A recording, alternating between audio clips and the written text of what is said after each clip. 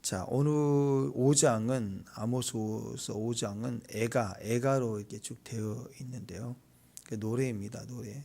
근데 슬픈 노래, 운율을 맞춰서 불렀던 그런 애가로 되어 있는데 왜 애가로 지었느냐?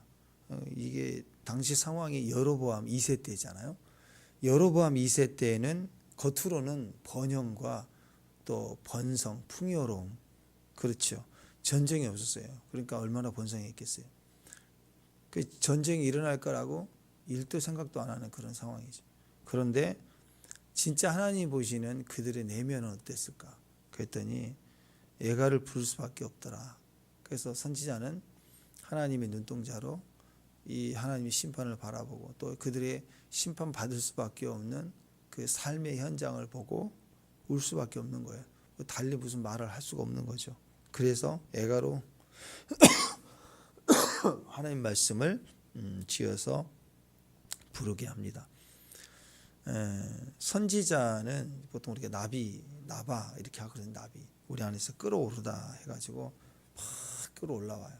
그래서 막 불토하듯이 토하는 건데 우리가 이제 선견자 본다 그럴 때 하나님께서 그 통찰력을 주시거든요. 그 상황, 그게 그 보여지는 상황 아니라 내면의 정말 본질을 볼 수 있도록 열어주신다. 그래서 그 본질에 대해서 늘 반응할 수 있는 사람들, 영적 사람들입니다.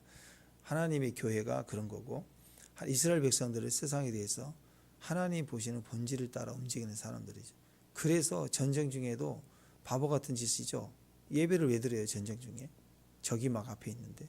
근데 그게 아니라는 본질을 가지고 나아가는 자들. 전쟁도 이기게 하신다. 배고픈데 일하러 가야 되죠. 근데 때로는 하나님이 제단을 쌓게 하세요. 왜 그럴까요?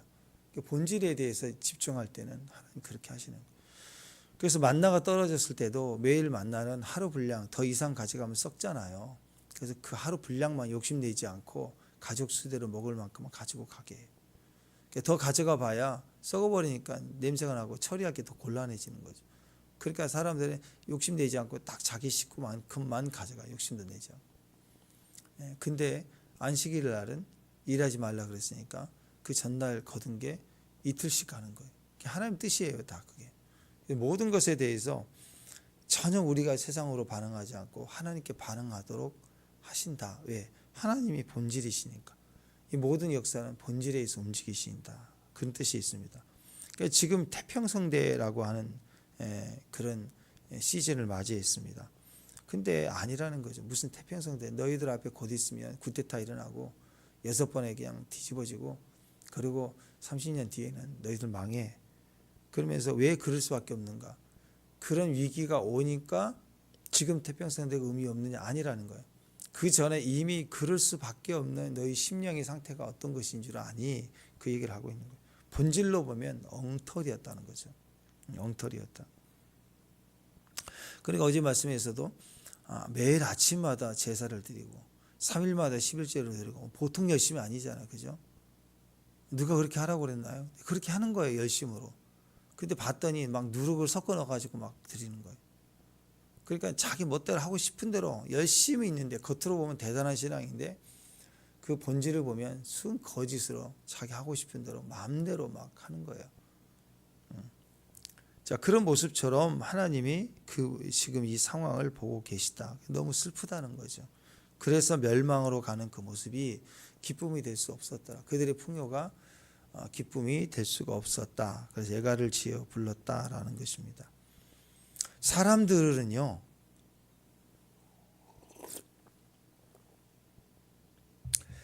가만히 보면 왜 이렇게 다르게 반응할까 보면 다른 것을 보았기 때문에 다르게 반응해요.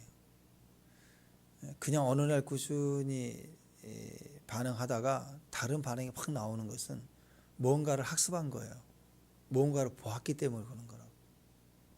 가만히 있는데 사춘기라고 막 그랬나요? 그렇지 않아요. 사실 후진국일수록 뭐 우리도 옛날에 뭐 선진국이 아니었잖아요. 사춘기 웬만하면 다 지나갔어요. 그렇게 큰 문제 없었어요. 사춘기라고 반항하는 막 이상한 한두 뭐 보통 웬만한 부모님 순종하고 하기 싫어도 괜찮았다고. 우리가 착해서가 아니라 본 게 없었어요. 우리는 별로. 세상이 별로 들어올 채널이 별로 없었다고. TV도 뭐 오후 6시 돼서 저녁 11시 띠 하면 동해물과 끝나지. 어느 채널 많이 있는 거 인터넷 그런 게 없었다고. 근데 아이들은요. 본 게 너무 많아요. 그러니까 다르게 반응해요. 점점 달라요. 빨라지는 거죠.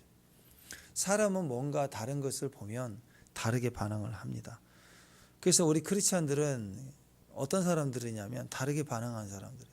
세상과 다르게 반응하는 사람들. 왜 그럴까요? 다른 걸 봤으니까.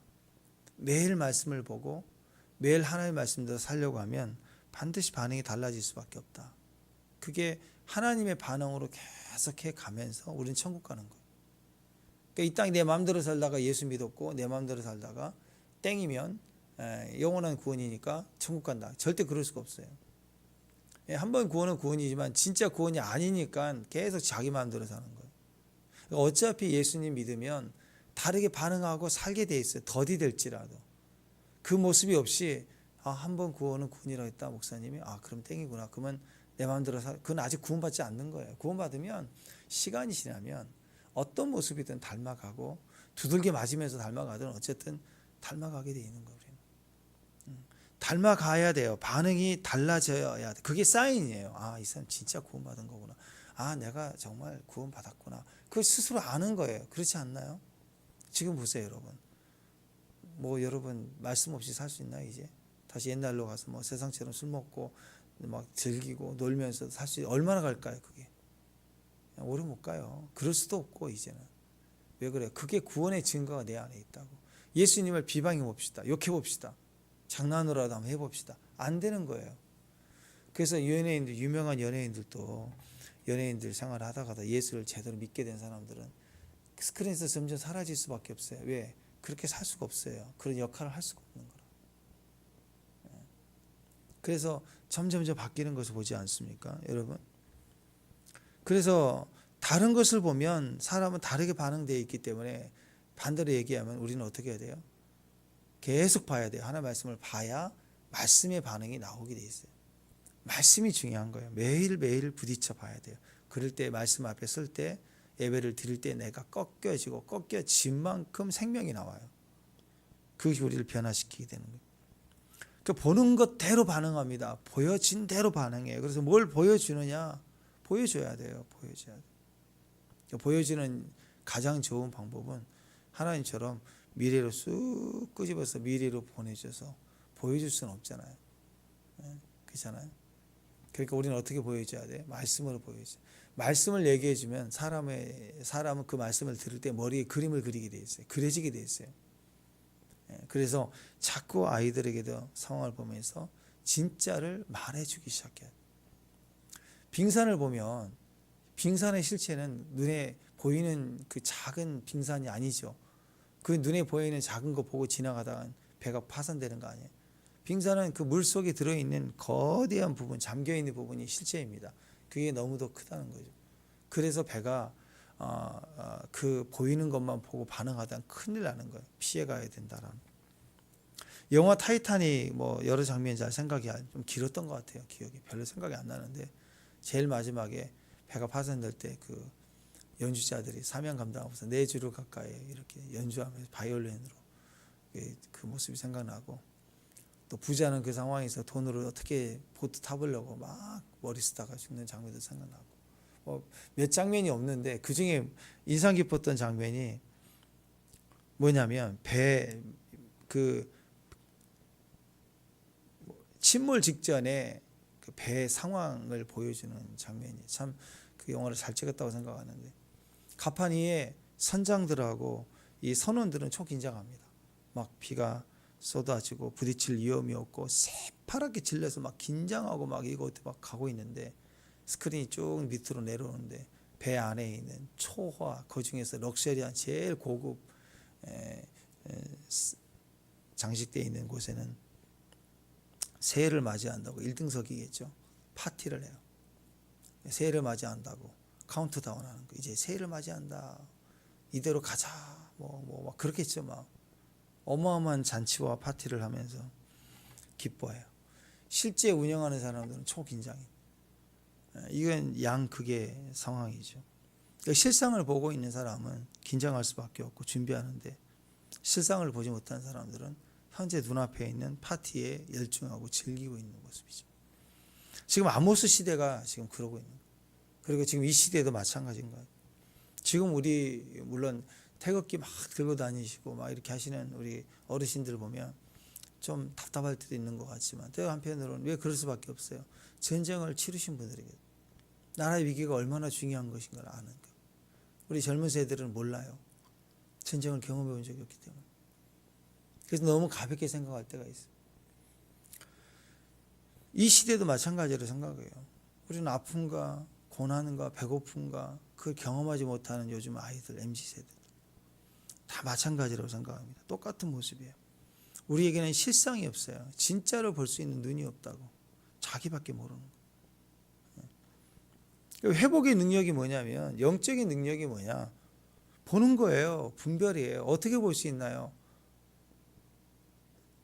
말씀을 통해 보는 거예요. 말씀을 통해. 막 이렇게 환상을 보고 예언 보고 그렇게 되는 게 아니고, 말씀을 봐야 환상을 본다고. 말씀을 계속 읽고 말씀을 봐야 이 시대도 보이고, 아모스 시대도 보이고, 지금 이 시대도 보이고, 내 마음, 내 삶의 모습도 실상, 빙산에 보여지는 부분이 아니라 보여지지 않는 내면까지 내 폐부를, 홍과 관절과 골수를 찔러 쪼개기까지 하는 게 말씀이잖아요. 이게 나를 보여준다고. 말씀 속에 내가 깨지는 거예요. 그래야 내 실상을 아는 거잖아요. 누가 나를 알겠어요? 내가 나를 모르는데. 내가 나를 모르는데. 이 땅에, 이 세상에서 나를 제일 잘 아는 사람이 나인 줄 아는데요. 아니에요. 내가 나를 모를 때가 너무 많아요.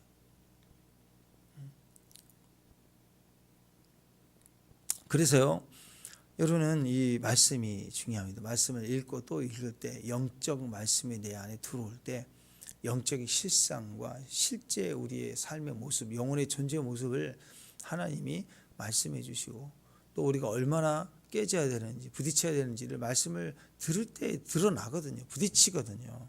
거기서 깨지는 거예요.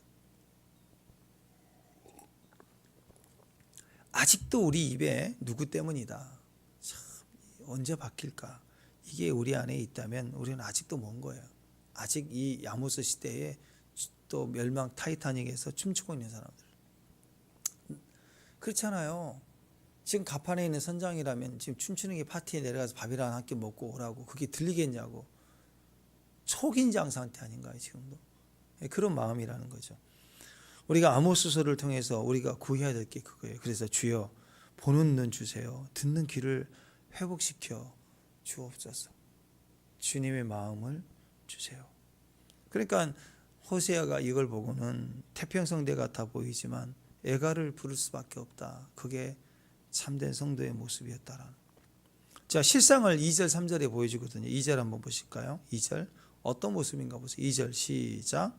전혀 이스라엘이 엎드려졌으며 다시 일어나지 못하리로다. 자기 땅에 던지움 같이요, 일으킬 자가 없으리로다. 자, 처녀 이스라엘이 엎드려졌다. 이 처녀라는 말은 이스라엘을 수식하는 말이죠. 이스라엘. 자, 지금 이스라엘이 어떤 모습이냐? 남자의 경험이 없는, 아직 결혼하지 않는 순수한 상태의 처녀의 상태. 결혼하기 이전에 남자 경험이 없는 그런 순수한 처녀의 상태. 이걸 처녀로 본다면 지금 이스라엘이 여로보암 2세 때 북이스라엘이 이방의 침략이 없이 북의 영화를 누리는 시기. 결혼 직전에 처녀 딸이 아빠의 그 권위와 그 풍요로움 속에서 아무 근심 눈물 없이 자라고 있는, 걱정 근심 없고 또 큰 문제도 없이 보호받고 있는 그런 상태로 보기도 합니다. 그런데 반대로 처녀가 이제 엎드려졌다 그랬잖아요. 엎드려졌다. 이 엎드려졌다라는 표현은 뭐냐면, 그런데 이방 남자에게 결혼했다는 게 아니라 이방 남자에게 강제로 짓밟혔다. 이방 남자에게 전쟁이 일어나서 강제로 짓밟힌 여인 대하듯 그렇게 짓밟히게 된다. 그것을 이제 처녀 이스라엘이 엎드러졌다 이렇게 보기도 합니다. 그런 의미도 있어요. 그런데 지금 북이스라엘이 점도 흠도 없는 깨끗한 상태인가요? 아니죠. 이미 그 안에는 우상으로 더럽혀졌잖아요. 그죠? 예. 그러니까 하나님 보시기에는 우리 비약해서 우리가 해석을 한다면 하나님 보시기에는 비록 죄를 지었어도 여전히 내 자식 내 딸 너무 귀하다.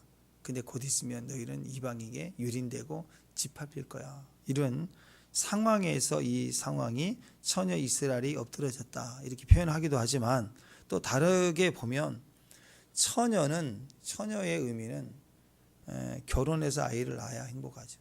이 구약 당시에는 자식이 귀했습니다. 아무리 예쁘고 똑똑해도 자식을 못 낳으면 인정받지 못했어요. 자식만이 귀한 거예요. 그게 정상이에요. 처녀라는 개념은 아이를 낳아야 돼요. 곧 결혼해서 아이를 낳아야 정상이에요. 근데 처녀가 엎드러졌다. 순결한 이스라엘 내 백성이, 약속의 내 백성이 내 애를 낳아야 된다. 결혼했으니까. 왜? 이미 처녀 이스라엘이 여호와와 결혼한 바가 됐잖아요. 언약 안에서 하나님 백성이란 말이에요. 그런데 엎드러졌다. 그 말은 불임 상태다 이거예요. 하나님이 백성인데도 하나님 말씀을 살아내지 못하고 말씀의 삶을 살아내지 못하고 이미 엉터리 호세아 때처럼 부정한 아이를 베고 있는 그런 삶을 살고 있는 이스라엘이 이미 엎드러졌다. 그러니까 앞으로 미래적으로 보면 아수르라는 대적에 의해서 유린되고 짓밟히게 된다는 의미도 되지만 또 한편으로는 현재 그들은 이미 불임 상태예요. 현재 상태가 이미 버린 거예요. 하나님 백성으로 하나님과 결혼한 이스라엘인데 그들은 말씀의 삶을 살아내며 말씀의 열매를 맺혀야 되는데 오히려 하나님 백성이라 결혼한 고멜과 같은데 다른 남자의 아들을 낳고 아세라 바알을 낳고 살고 있는 그들의 모습을 극단적으로 표현해주고 있는 모습이 이미 넘어진 자들이에요. 그리고 앞으로 넘어질 자들이에요. 이런 표현들을 이제 처녀 이스라엘이 엎드려졌다 이렇게 표현을 합니다. 그러니까 극단적으로 보면 하나님께서는 이 북이스라엘로 기업을 얻지 못하게 할 것이다. 왜? 불임 상태니까. 아무리 많은 환경과 여건 속에 기회를 줘도 여전히 계속 불임한 상태고 음란한 자식을 낳으니까 하나님은 기업을 잊지 못하게 하신다라고 하는 게 심판이에요. 마태복음 5장 13절에 보면 너희는 세상의 소금이니 소금이 만일 맛을 잃으면 무엇으로 짜게 하리요. 소금의 맛을 잃어버렸어요. 그럼 어떻게 되느냐? 아무 쓸데없어 다만 밖에 버려 사람들에게 밟힐 뿐이다. 유린당하게 한다. 그런 의미가 더 이상 소금의 맛을 잃으면 버림을 다. 우리가 소금으로 빛으로 부르심을 입었지만 그런 불임 상태이면 하나님이 버리는 거예요. 그래서 그것을 밖에다가 밟히게 한다. 또 요한복음 15장 2절에 보면 물은 내게 붙어 있어 열매를 맺지 아니하는 가지는 붙어 있는데 가시가 열매를 맺지 아니하는 가지는 아버지께서 그걸 제거해 버리시고 또 무릇 열매를 맺는 가지는 더 열매를 맺게 하려 하여 그것을 깨끗하게 한다. 그 말이 열매 가지가 있는데 양분을 막 뽑아내요. 밑에서 뿌리에서부터 양분이 올라오는데 열매 맺힌 가지도 살아있다고 잎사귀만 무성이 내지 열매를 맺지 않으면 친다고. 실제로 농사할 때 그 농부가 가지치기를 해요. 가지를 그대로 두면 열매가 적게 맺혀진 작게 많은 열매가 맺혀도 굵기가 작아지고 탐스럽지 않기 때문에 농사를 잘 짓는 분들은 가지치기를 한다고. 이 가지에서 요것만 살린다. 그래야 양분이 분산이 되지 않고 집중해서 더 많은 효과적으로 열매를 탐스럽게 맺게 한다는 거예요. 그러니까 하나님께서 이걸 깨끗하게 하시는 이유는 전체적인 것을 균등하기 위해서 열매 맺지 아니하는 가지를 불임 상태인 가지를 치는 거예요. 그래서 북이스라엘을 치는 거예요. 그것은 결국 남유다에 대한 기대감을 더 크게 하는 거 아니에요. 그걸 살리려고 하는 거 아니에요. 그죠? 그러니까 하나님이 계속해서 그렇게 우리에게 살리시려고 또 하나님이 이렇게 행하신다. 그 개념이 처녀 이스라엘이 엎드려졌다. 또 다른 말로는 엎드려질 것이다. 유린될 것이다. 이런 표현으로 하십니다. 무슨 의미입니까? 하나님 반드시 심판하신다. 축복합니다. 마지막 때 반드시 심판하죠. 그래서 어제도 그랬잖아요. 하나님 앞에 설 때를 준비해야 돼요. 이 모습 이대로 가면 멸망으로 만날 거 아니에요. 그래서 하나님 앞에 갈 때는 칭찬으로 상급으로 만나야 돼. 준비를 해야 된다. 하나님이 바로 심판, 이렇기 때문에 내가 심판한다 그러면 바로 심판하시면 되지만 왜 이렇게 경고를 주십니까? 준비하라. 그러면 바뀌는 거예요. 지금이라도 방향을 바꾸면 바뀔 수 있는 거예요. 반에 반 하고 계시기 때문에 지금도 돌이키면 그 돌이키는 것을 의로 여겨서 일을 안 해도 의롭다 하시는 일을 믿는 그 자체를 의로 여기신다고. 일은 예수님이 하시니까. 그 돌이키면 살아요. 기도하겠다 할 때부터 바뀌기 시작하는 거예요. 오늘 그 지혜가 있기를 바랍니다. 또 다시 일어나지 못하리다. 자기 땅에 던져졌다. 일으킬 자가 없다. 이렇게 말하는 이유가 바로 여기 있습니다. 죽으면 땅에 던져지잖아요. 흙으로 돌아가잖아요. 그래서 죽음 상태라는 거예요. 이미 던져지면 죽음 상태예요. 불임 상태는 죽음 상태라고. 말씀으로 살아내지 않으면 죽은 거예요. 근본이 되는, 여러분 여기 꽃꽂이 이렇게 있지만 이게 죽은 거라고. 뿌리에서 잘려서 여기다가 오아시스에 뭐 꽂아봐야 이거 얼마나 연장이 되겠어요. 끊어지는 순간 이미 죽은 거예요. 꽃이 보여도 죽은 거라고. 붙어 있어야 돼요. 가지에 붙어 있어야 되는 거예요. 그래서 땅에 떨어지면 그냥 죽은 상태. 아직 반짝반짝거리고 태평성대라고 하고 파티하고 매일 모여도 이스라엘 실상은 애가를 부를 수밖에 없다. 원래는 애가는 죽은 이후에 울음꾼을 불러죠. 그죠? 그래서 아까 16절에도 보면 울음꾼을 불러다가 울게 할 것이다 그랬는데, 원래 애가는 죽은 이후에 애곡하는 자를 돈 주고 사서 아이고 막 이렇게 계속 하루 종일 우는 사람을 고용을 해야 된다. 근데 지금 그 실상을 보니까 겉은 부유하고 잔치인데 실상을 보니까 불임 상태이고 죽음 상태이고 죽은 거예요. 끊친 거예요. 끝이에요. 그래서 애가를 부를 수밖에 없다. 그 결과가 너무 참혹한 거예요. 3절 보세요. 3절. 그 상태가 얼마나 지옥스러운가. 자, 3절 시작. 주 여호와께서 이와 같이 말씀하시되 이스라엘 중에서 1000명이 행군에 나가던 성읍에는 100명만 남고 100명이 행군에 나가던 성읍에는 10명만 남으리라.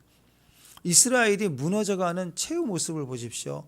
1000명이 있는데 100명이 남아요. 100명이 나갔는데 10명이 남아요.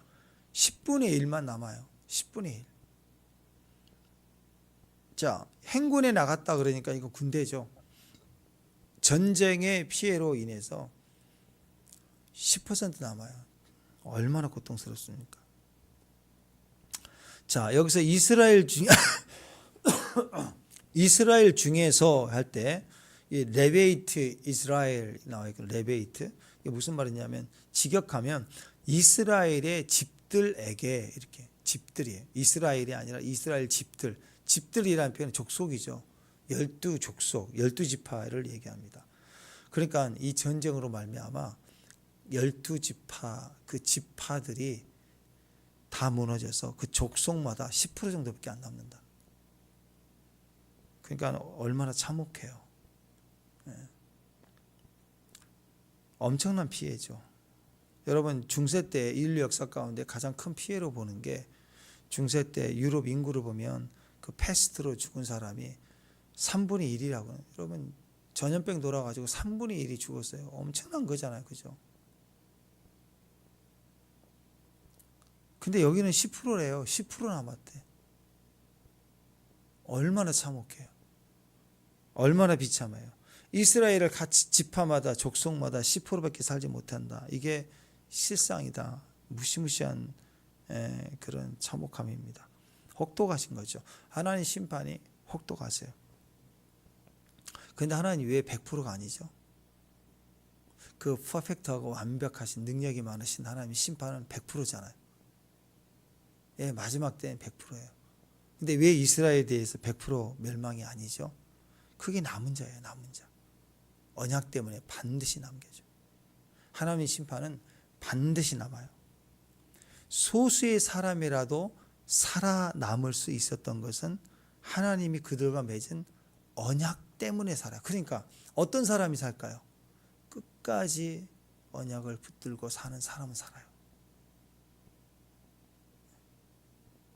하나님은 심판 중에 반드시 긍휼이 있어요. 멸망 중에 하나님 보호가 있다. 남유다도 결국 망하게 되지만 그들 가운데 어떻게 해요? 또 포로를 미리 보내게 하시잖아요. 그렇죠. 1차에. 이게 남은 자들이라고.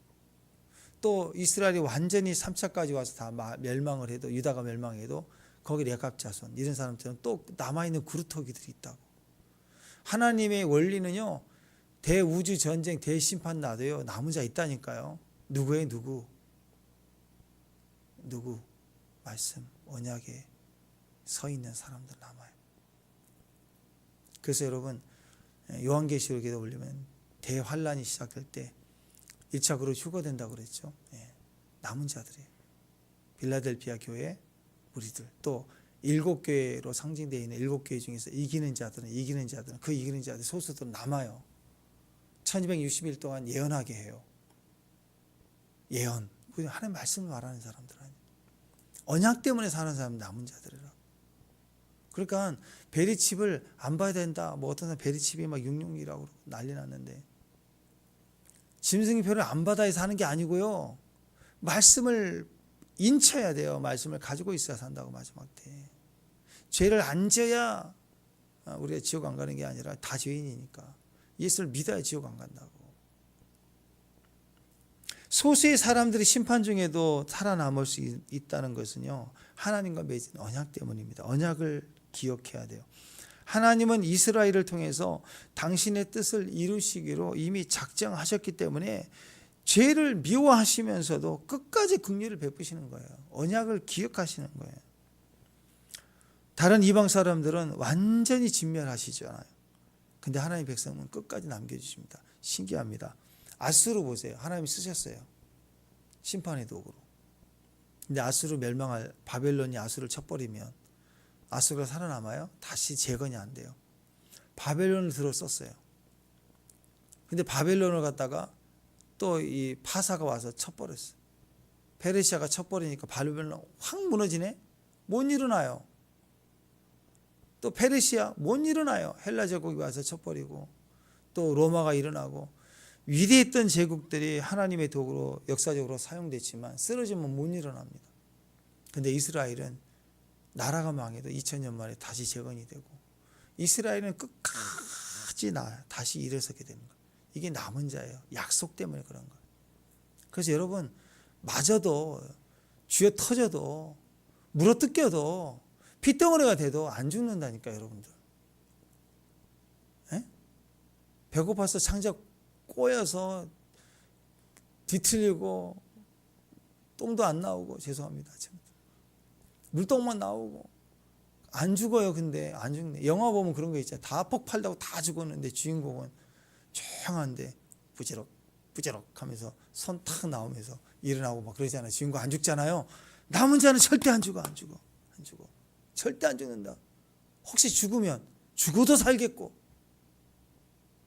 그래서 렘블란트예요. 렘넌트. 구루터기라고 하잖아. 렘넌트. 남은 자. 이사야 6장 13절 보면 그 중에 10분의 1이 아직 남아있을지라도 이것도 황폐하게 될 것이나, 자 보세요. 다 망했다 이거예요. 밤나무와 상수리나무가 배임을 당하여도 그 구루터기는 남아있는 것 같이 거룩한 씨가 그 땅에 구루터기니라. 여러분, 나무를 보통 큰 나무, 작은 나무는 막 치고 뺏고 막 뽑아버리고 하지만, 거대한 나무는요, 그 어떻게 사람이 그 나무를 벌목한 사람이 잘라가지 그거 구루터기까지 파내는 사람이 어디가 있어요? 거의 없죠. 못 파내요. 그러니까 나무를 다 썰어 벌목을 다 해놔도, 민둥사를 만들어내도 구루터기는 남아있다고. 그게 상식인 것처럼 세상 종말 다 와도 남은 자들이 있어요. 그 그루터기가 거룩한 씨가 되는 거예요. 남은 자가 거기서부터 일을 해요. 남은 자가 일을 해요. 오늘 말씀 4절 후반에 보면 너희는 나를 찾으라 그랬죠. 자, 4절 한번 읽어보죠. 4절 시작.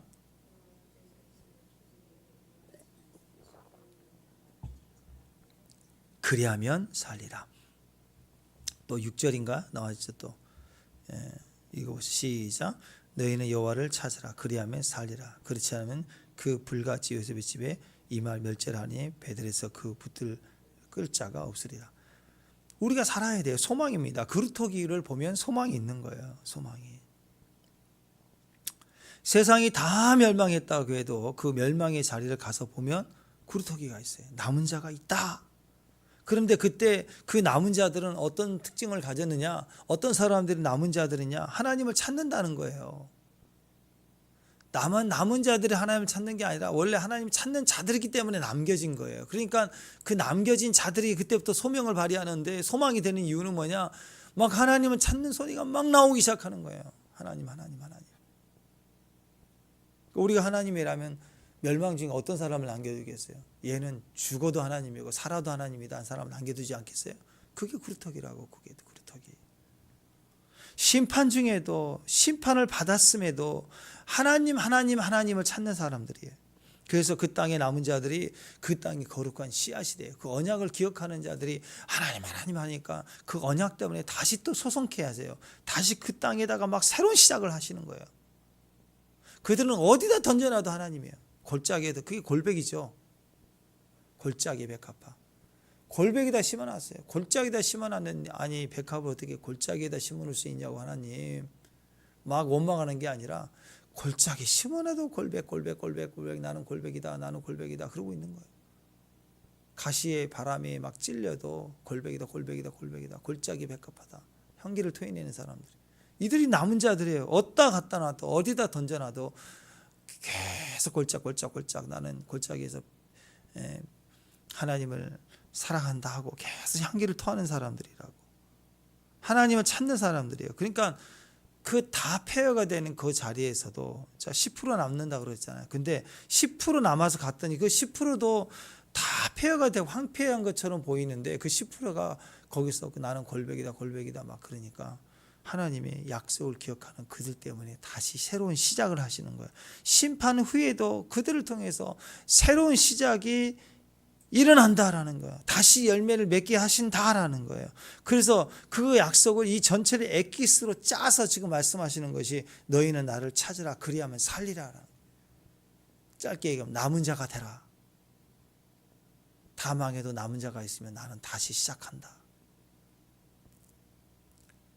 이 최초로 보여준 자가 모세 아니에요? 영광을 보여주고 그리고 하나님께서 언약을 주시는데 그 백성들은 송아지 만들고 난리를 치고 있으니까 하나님이 다 쓸어버리겠다고 하잖아요.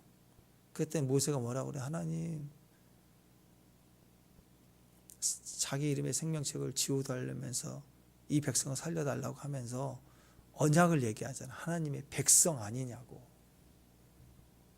약속을 생각하시라고. 지금 흥분하지 마시고 하나님 흥분하지 마시고 하나님 우리에게 약하신 언약 백성이 약속을 기억하여서 저들 용서해달라고 하잖아요. 같이 가셔야 된다고. 그래요. 약속 붙들고 하나님 찾는 사람이 남은 자예요. 절박한 사람이 아니라 약속에 서 있고 약속에 출산이 있고 불임 상태 아닙니다. 말씀을 한번 심기면 출산이 있는 사람들이 끝까지 하나님 앞에 약속 들고 서 있으면 그게 남은 자이고 심판 중에도 멸망 중에도 새로운 시작이 되는 사람들이죠. 그 약속의 사람이 되길 바랍니다. 남은 자가 이 땅이 소망이에요. 어떤 장소든 어떤 공동체이든 그 약속을 끝까지 지키고 말하고 있는 사람들이 그루터기라고. 그래서 배임을 당했는데 그루터기가 있다, 뿌리가 있다. 그 사람들이 그게 진짜예요. 여러분의 인생에 진짜 동역자가 누군지 아세요? 그냥 왔다 갔다 하는 사람들 아니에요. 심형래, 느돌프 사슴코 그것처럼 맨날 달릴까 말까, 달릴까 말까. 캐롤 맨날 그러고. 그 산타크로스 할아버지가 얼마나 힘들겠어요. 이게 막 달릴까 말까 그랬으면 이건 어떻게 하겠다는 거예요. 그럼 꽝이에요. 여러분 인생에 나타났다가 안 나타났다가 막 달릴까 말까 할까 말까 동역자 아니에요. 그거. 가족도 달릴까 말까 하면 동역자 아니에요. 할까 말까. 동역자는요. 여러분 이렇게 달릴까 말까 하는 사람, 여러분 주변에 있는 사람들이 가짜란 뜻이 아닙니다. 저는 진짜를 말하고 있는 거예요. 진짜하고 동역을 하라는 소리지 이들은 다 가짜라 그게 아니에요. 달릴까 말까 하는 사람들은 믿음이 없어요. 믿음이 없는 자지 잘못된 사람들은 아니에요. 사랑은 앞으로 믿음이 생길 사람들이고 앞으로 자라가야 될 사람들이 악인들 아닙니다. 너무 미워하지 마세요.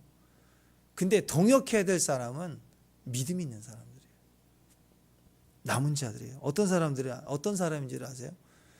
믿음 있는 사람은 어떤 사람인지를 아세요? 끝까지 가치 있는 사람이에요. 그러니까 믿음이 없으면 가족도 동역하면 안 돼요. 믿음이 있으면 원수인데도 믿음이 있으면요 형제가 된다고.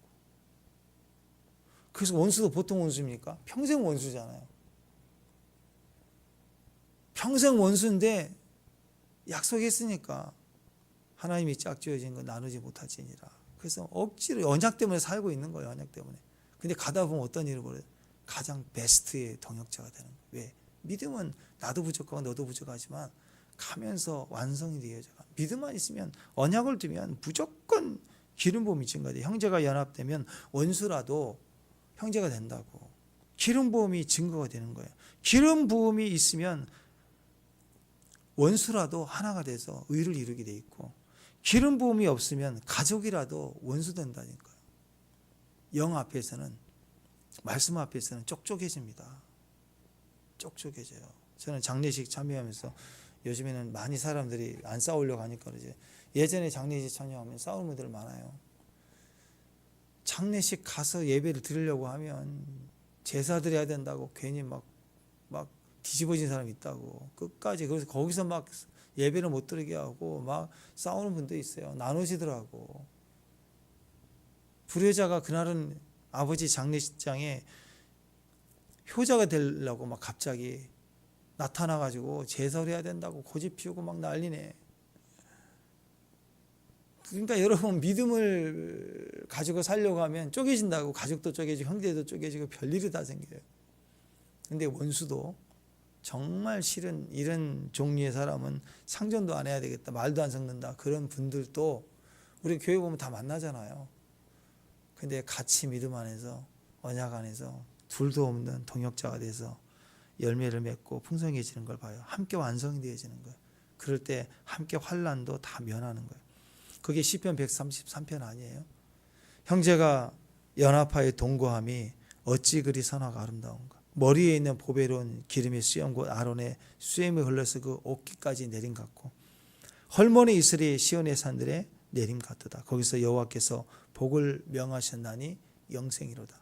기름 부음이 흘러내리는 한 몸으로 연합되어 있는 몸에 흘러내리는 대제사. 아론은 대제사장이니까 예수님을 상징합니다. 예수님 머리에 있는 머리의 기름 부음이 형제가 연합해 몸이 조각나 있지 않고 하나가 되어 있는 가정이라는 몸이 되고 교회라는 몸이 되면 기름 부음이 흘러내리는 그게 영생입니다. 영생 앞에 어떤 대적이 있겠어요? 어떤 귀신이 남아 있겠어요?